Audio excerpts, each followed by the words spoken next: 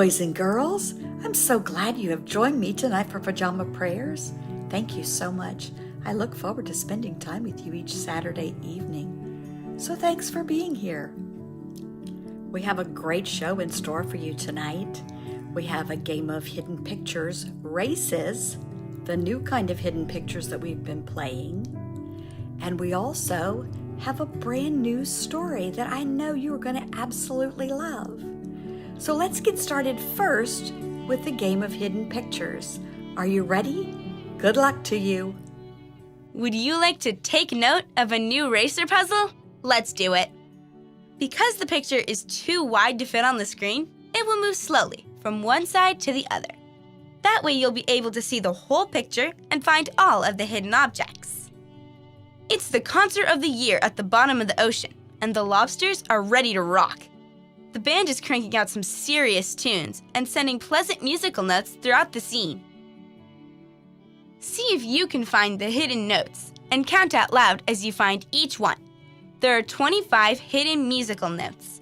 In this round, you'll have 25 seconds to see the whole picture. Find the hidden musical notes. Ready to tune in? Let's do it.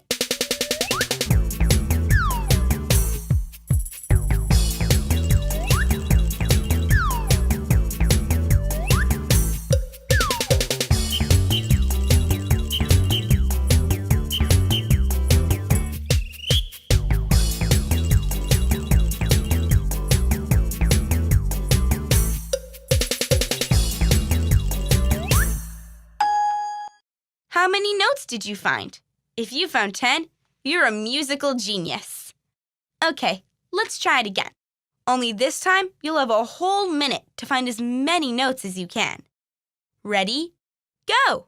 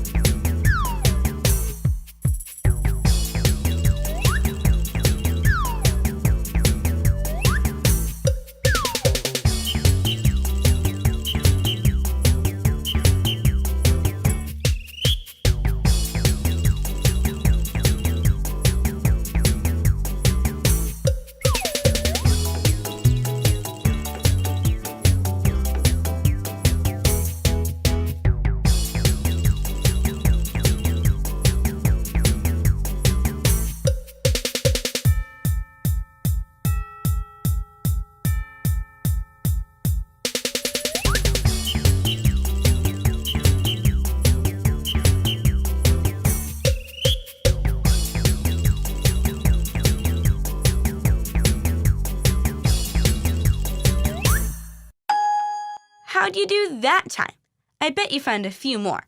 If you found 15, you really rock. And if you found 20 or more, that was a noteworthy performance. Okay, let's go through the whole picture and see where all 25 of the musical notes are hidden.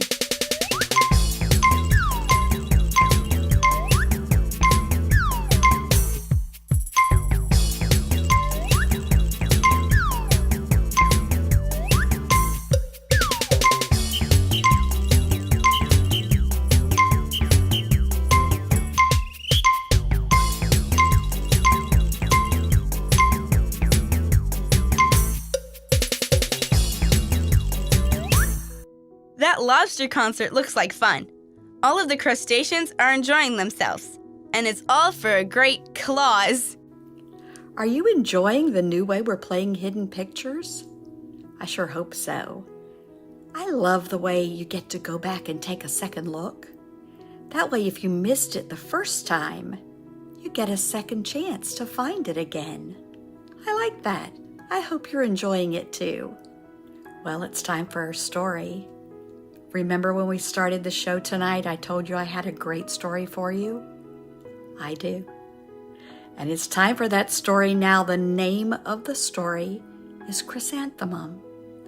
And I know that you are going to enjoy this story tonight. Here we go.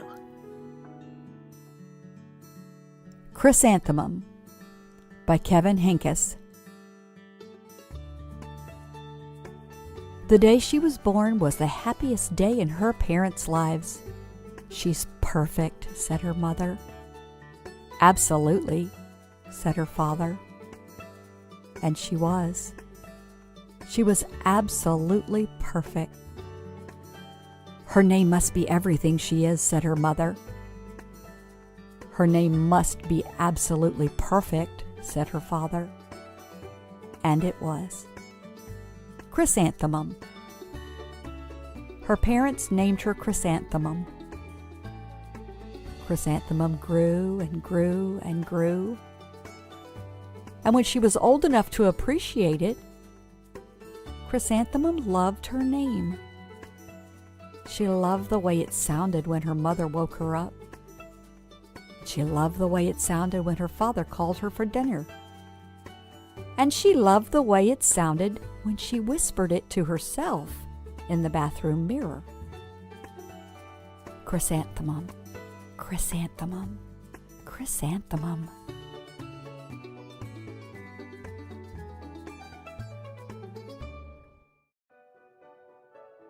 Chrysanthemum loved the way her name looked when it was written with ink on an envelope.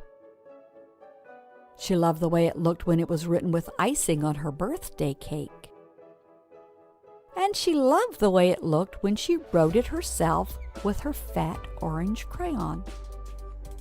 Chrysanthemum, chrysanthemum, chrysanthemum.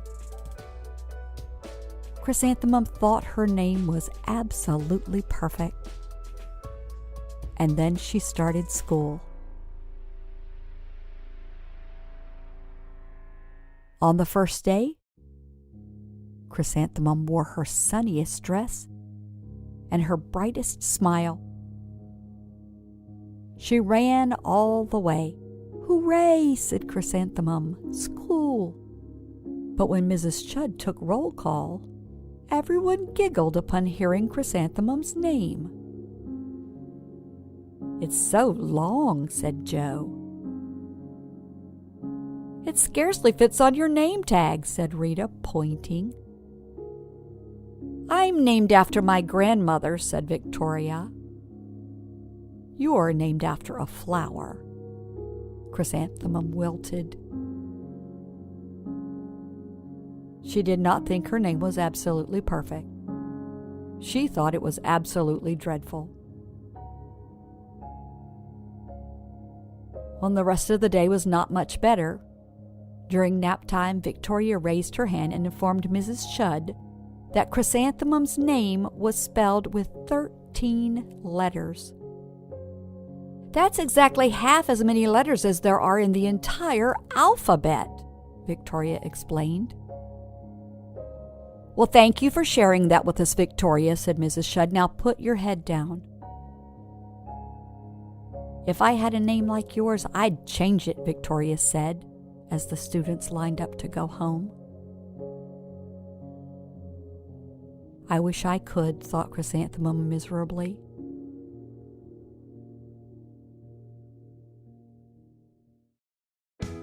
"Welcome home," said her mother. "Welcome home," said her father. "School is no place for me," said Chrysanthemum. "My name is too long. It scarcely fits on my name tag. And I'm named after a flower." "Oh, pish," said her mother. "Your name is beautiful, and precious, and priceless, and fascinating, and winsome," said her father. "It's everything you are," said her mother. "Absolutely perfect," said her father.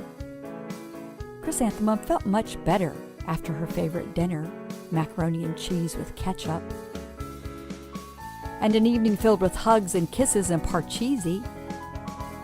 That night, Chrysanthemum dreamed that her name was Jane. It was an extremely pleasant dream.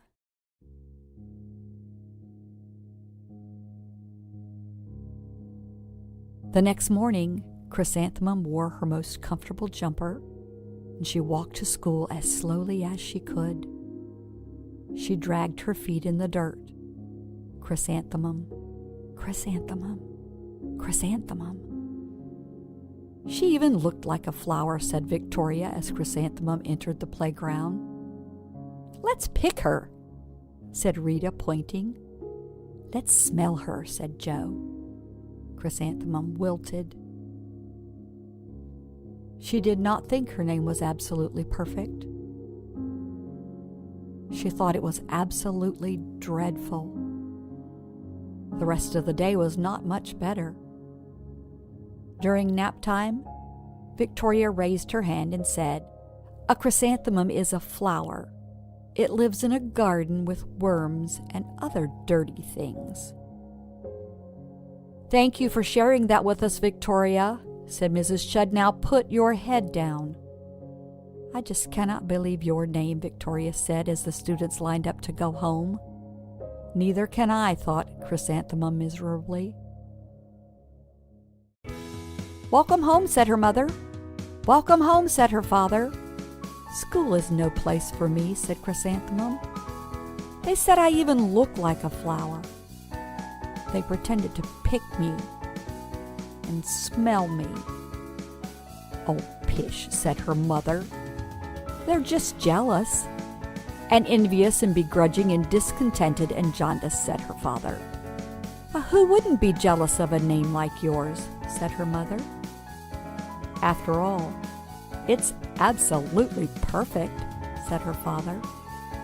Chrysanthemum felt a trifle better after her favorite dessert, chocolate cake with buttercream frosting, and another evening filled with hugs and kisses and parcheesi.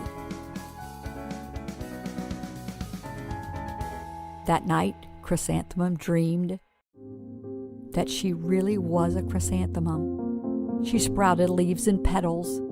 Victoria picked her and plucked the leaves and petals one by one until there was nothing left but a scrawny stem. It was the worst nightmare of Chrysanthemum's life. Chrysanthemum wore her outfit with 7 pockets the next morning. She loaded the pockets with her most prized possessions and her good luck charms. Chrysanthemum took the longest route possible to school. She stopped and she stared at each and every flower. "Chrysanthemum, chrysanthemum, chrysanthemum," the flowers seemed to say. That morning, the students were introduced to Mrs. Twinkle, the music teacher. Her voice was like something out of a dream, as was everything else about her. The students were speechless. They thought Mrs. Twinkle was an indescribable wonder. They went out of their way to make a nice impression. Mrs. Twinkle led the students in scales. Then she assigned roles for the class musical. Victoria was chosen as the dainty fairy queen. Rita was chosen as the spiffy butterfly princess. Joe was chosen as the all-important pixie messenger, and Chrysanthemum was chosen as a daisy.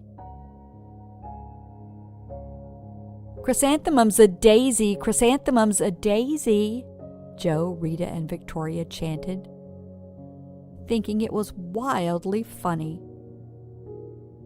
Chrysanthemum wilted. She did not think her name was absolutely perfect.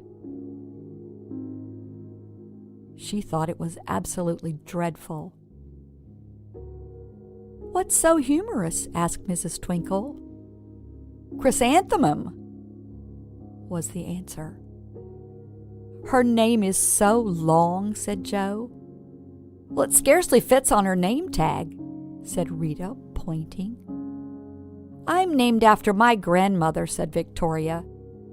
She is named after a flower.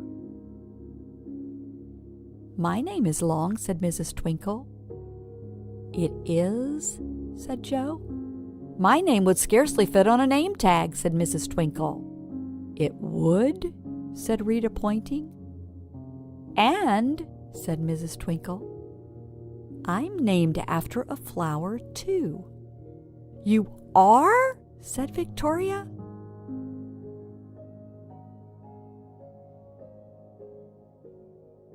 Yes, said Mrs. Twinkle. My name is Delphinium. Delphinium Twinkle. And if my baby is a girl, I'm considering Chrysanthemum as a name. I think it's absolutely perfect. Chrysanthemum could scarcely believe her ears.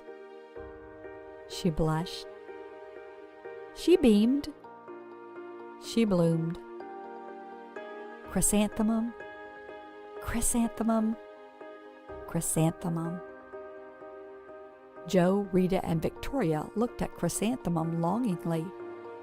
Call me Marigold, said Joe.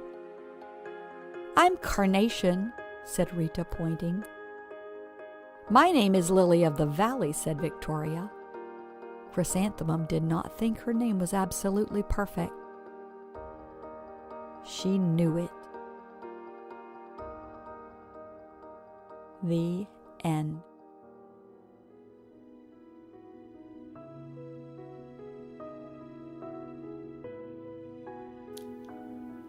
Don't you agree? That was a good story, wasn't it? With a great lesson about being kind. I felt kind of sad for Chrysanthemum when we first started the story because her friends at school were so unkind to her. Boys and girls, it's never okay to be unkind to people. The Bible tells us that we should treat others the way we would like to be treated. You wouldn't want to be treated unkindly, would you? No, that doesn't feel good at all. Our scripture verse for tonight is found in the book of Luke, chapter 6 and verse 31. And this is what it says. Do unto others as you would have them do unto you. Treat others the way you would want to be treated. Boys and girls, I hope you have a great week, and I hope you remember to treat everyone kindly. And I hope you were treated kindly as well. Turn to someone there with you and say, you are worth more than you know, capable of more than you think, and loved more than you can imagine. Good night.